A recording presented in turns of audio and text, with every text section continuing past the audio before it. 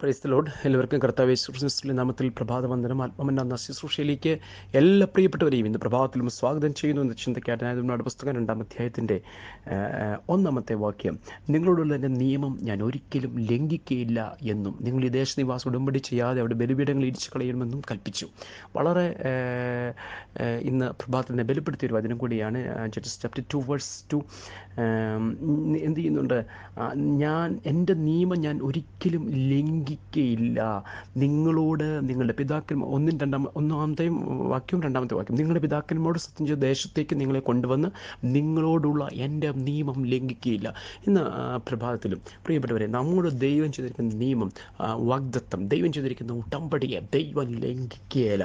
അങ്ങനെയെങ്കിൽ ദൈവം ചില കാര്യങ്ങൾ നമ്മൾ പറഞ്ഞിട്ടുണ്ടെങ്കിൽ ഇന്ന് പ്രഭാതത്തിൽ എന്തിനാണ് മനസ്സ് ഭാരപ്പെട്ടിരിക്കുന്നത്?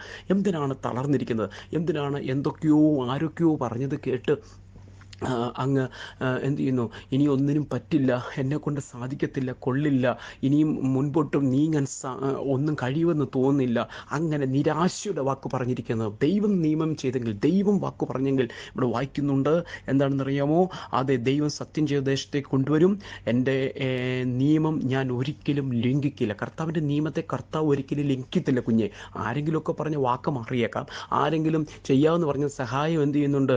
അവർ തടഞ്ഞേക്കാം, ആരെങ്കിലും തരാമെന്ന് പറഞ്ഞത് തരാതിരുന്നേക്കാം, ആരെങ്കിലും കൊണ്ടുപോകാമെന്ന് പറഞ്ഞെങ്കിൽ കൊണ്ടുപോകാതിരുന്നേക്കാം. പക്ഷെ ദൈവം ഒരു കാര്യം എന്നോടും നിങ്ങളോടും നിങ്ങളുടെ തലമുറകളോടും പറഞ്ഞിട്ടുണ്ടെങ്കിൽ അത് പാലിക്കുക തന്നെ ചെയ്യും.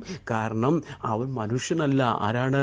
സർവശക്തിയുള്ള ദൈവമാണ്, സർവവ്യാപിയായവനാണ്, സർവസമ്പൂർണനായവനാണ്. അതുകൊണ്ട് ഇന്ന് പ്രഭാതത്തിലും നമ്മൾ അതൊക്കെ കേട്ട് ഇങ്ങനെ വ്യാകുലപ്പെട്ടിരിക്കാതെ, ആരോ ഈ വചനം കേൾക്കുന്ന ആരോ അങ്ങനെ ഭാരപ്പെട്ടിരിക്കുക, അവരും ഇവരുമൊക്കെ പറഞ്ഞ, അല്ലെങ്കിൽ അയൽവാസികൾ പറഞ്ഞ, ബന്ധുമിത്രാദികൾ പറഞ്ഞ ആ വിഷയത്തെയൊക്കെ കേട്ട് ഇനി അത് നടക്കുകയല്ലെന്ന് പറഞ്ഞു. അല്ല, കർത്താവ് പറയുന്നു, കർത്താവിൻ്റെ നിയമത്തെ കർത്താവ് ഒരിക്കലും ലംഘിക്കത്തില്ല. അപ്പോൾ ഈ ദിവസങ്ങളിൽ കർത്താവ് പറഞ്ഞ ഒരൊറ്റ കാര്യമായിരിക്കാം, ഒരൊറ്റ വേർഡായിരിക്കും. അത് നിങ്ങളൊന്ന് ഏറ്റെടുത്ത് സ്തോത്രം ചെയ്തൊന്ന് പ്രാർത്ഥിച്ച് കർത്താവ് അതിനെ നടത്താൻ പോവുക, നിവർത്തിക്കാൻ പോവുക.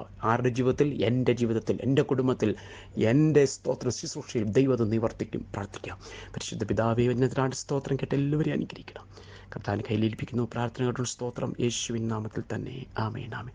കർത്താവ് നമ്മെ അനുഗ്രഹിക്കട്ടെ. God bless you in Jesus name.